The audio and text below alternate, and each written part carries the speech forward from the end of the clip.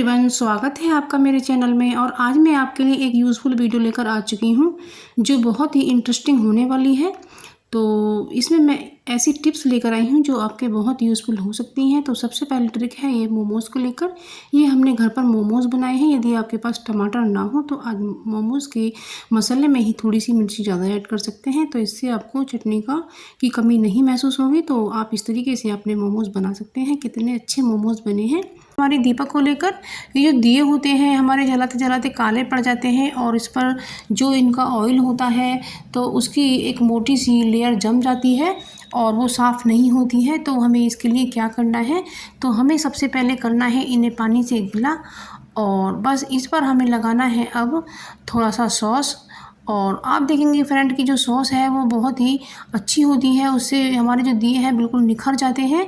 तो ये हमारे पास सॉस का जो पाउच है वो आधा ख़त्म हुआ पड़ा हुआ था, तो इस पर लगा देते हैं और हमारे दीपक आराम से चमक जाएंगे और इस सॉस का भी यूज़ हो जाएगा। तो आप देख सकते हैं कि मैं किस तरह से साफ़ कर रही हूँ। इस तरह सा जो स्क्रॉच ब्राइट का जूना होता है और थोड़ा सा तो बर्तन बार भी इसमें लगा लेते हैं और इससे एक बार हम साफ़ कर लेते हैं तो हमारा दिया बिल्कुल चमक उठेगा और इसकी साइन वापस लौट आएगी और ये बिल्कुल नया जैसा हो जाएगा है। और बस अब इन्हें हम अपने दीपक को जहाँ पर आपको काला लगे वहाँ पर ज़्यादा रगड़िएगा।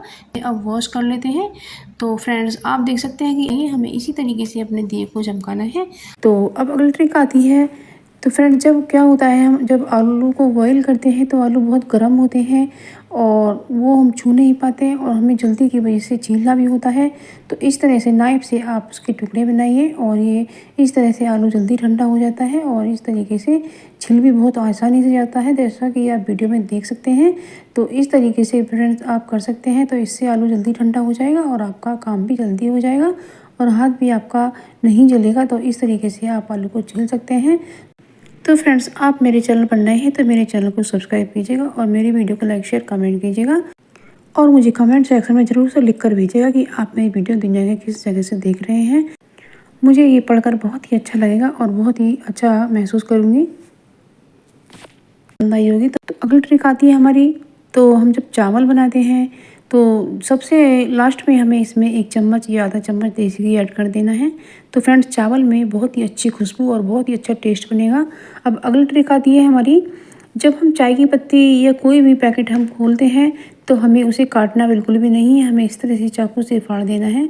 तो फ्रेंड इससे क्या होता है, जो हमारी प्लास्टिक होती है वो ख़राब नहीं जाती है। जब हम काट कर फेंक देते हैं तो वो रिसाइकल होने से रह जाती है और वो हमारी वेस्ट जाती है। इसलिए हमें इस तरीके से पैकेट को फाड़ना है।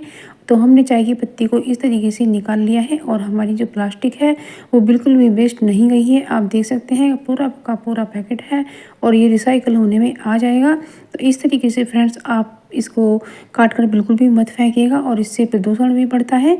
तो ये आपको ज़रूर पसंद आएगा।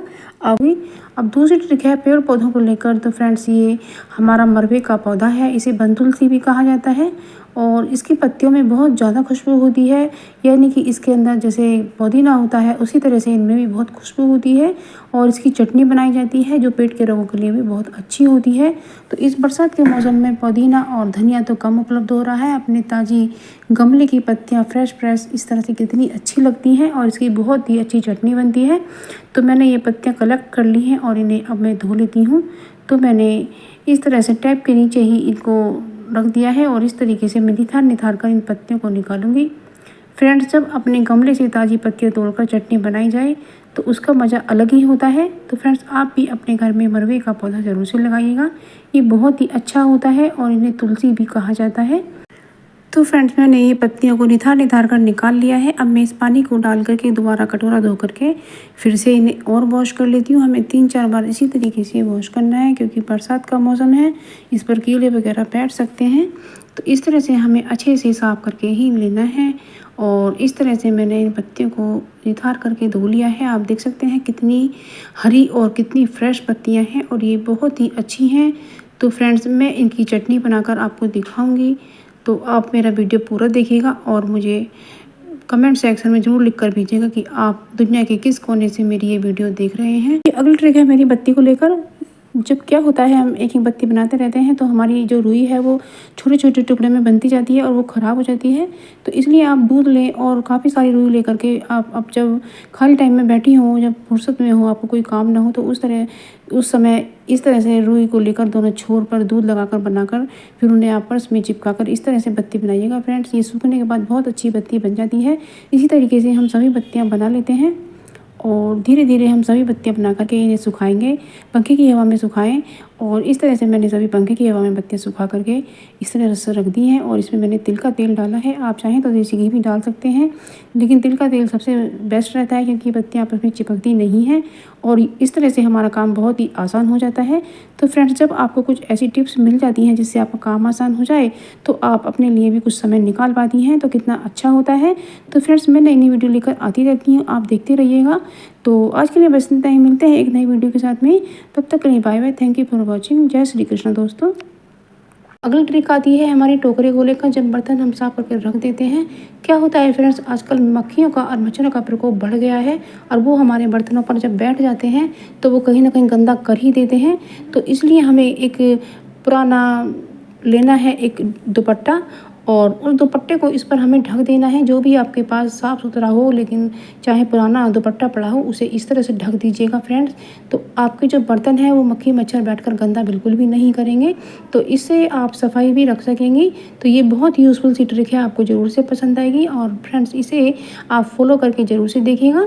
तो मैंने ये दुपट्टा थोड़ा सा कम खोला है, आप थोड़ा ज़्यादा खोल लीजिएगा। ट्रिक आती है हमारी, क्या होता है फ्रेंड्स, जब बच्चे थोड़ी देर के लिए कहीं टॉप पहनकर चले जाते हैं तो उन्हें धोने में हमें आलस आता है क्योंकि वो इतने गंदे भी नहीं होते हैं। तो आप इस तरह से फैलाकर उसमें थोड़ा सा सोडा डाल दीजिएगा और ये घर में ही अवेलेबल रहता है, तो इससे इसकी सफाई हो जाएगी और इसमें महक बिल्कुल भी नहीं आएगी। और तय बना करके इस तरीके से रख दीजिएगा, तो ये दोबारा से यूज में आ सकता है और धोना आपको बिल्कुल भी नहीं पड़ेगा। अब अगली ट्रिक आती है, क्या होता है फ्रेंड्स, हमारे जो पर्स होते हैं, ज्वेलरी पर्स, तो उनकी चैन ख़राब हो जाती है। तो उस पे इस तरीके से मोम लगाइएगा तो आपकी जो चैन है वो भी ठीक हो जाएगी। तो अब अगली ट्रिक आती है, ये जो पैंट होती है या जीन्स होती है, इनकी चैन भी ख़राब हो जाती है, तो इस पर भी आप इस तरीके से मोम लगाने के बाद चैन को ठीक कर सकते हैं। ये बहुत ही यूज़फुल ट्रिक है। अगली ट्रिक आती है हमारी किचन सिंक को लेकर। क्या होता है कि किचन सिंक में जो पाइप होता है उसके अंदर गंदगी जमा हो जाती है और हमारा सिंक कम काम करने लगता है, इसमें पानी भर जाता है। और तो इसके लिए हमें करना क्या है, हमें लेना है बेकिंग सोडा, जो हम खाने की चीज़ों में यूज़ करते हैं और ये हमारे किचन में अवेलेबल रहता ही है। तो इसे हमें किचन सिंक में डाल देना है और ऊपर से हमें डालना है पानी।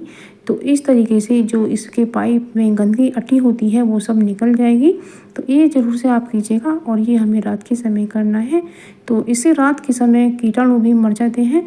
तो हम ऐसा क्या करें, जो हमारी मिक्सी दोबारा से इतनी गंदी ना हो, तो इस पर हम एक पॉलीथीन को ढक कर रख सकते हैं। तो इससे हमारी जो मिक्सी है वो गंदी बिल्कुल भी नहीं होगी। तो इस तरह से आप कर सकते हैं। और जो इसकी वायर होती है वो इधर उधर पड़ी रहती है, वो भी गंदी होती रहती है, तो उसे भी इस तरह से हम रख सकते हैं। यदि आपके घर पर कोई ख़राब क्लचर पड़ा हो जिसका आप यूज़ नहीं करते हैं, जिसके दांते टूट जाते हैं, तो इस तरीके से पुराने या फिर बड़े क्लचर का इस्तेमाल कर सकते हैं और इस तरह से अपनी वायर को भी इकट्ठा करके रख सकते हैं। तो देख सकते हैं फ्रेंड्स, वीडियो में इस तरह से आप अपनी मिक्सी को रख सकते हैं। तो हमें एक पॉलीथीन लेनी है साफ़ सुथरी और बड़ी सी, जिससे इसमें वायर और मिक्सी दोनों ही इसके साथ पैक हो जाएं। तो इस तरह से हम अपनी मिक्सी को साफ़ सुथरा रख पाएंगे और हमारी मिक्सी ज़्यादा से ज़्यादा चलेगी। तो ये बहुत यूज़फुल सी ट्रिक है, आपको ज़रूर से पसंद आई होगी। तो हम जो पोहा बना रहे हैं, तो हमने जो मूंगफली लिया है कच्ची, उन्हें तल लिया है और हमने राई को डाला है। तो राई को चटक जाने पर हमने हरी मिर्च काट कर डाली है और इसमें धनिया पाउडर और कश्मीरी लाल, तो रेगुलर मिर्ची ही थोड़ी ऐड की हैं।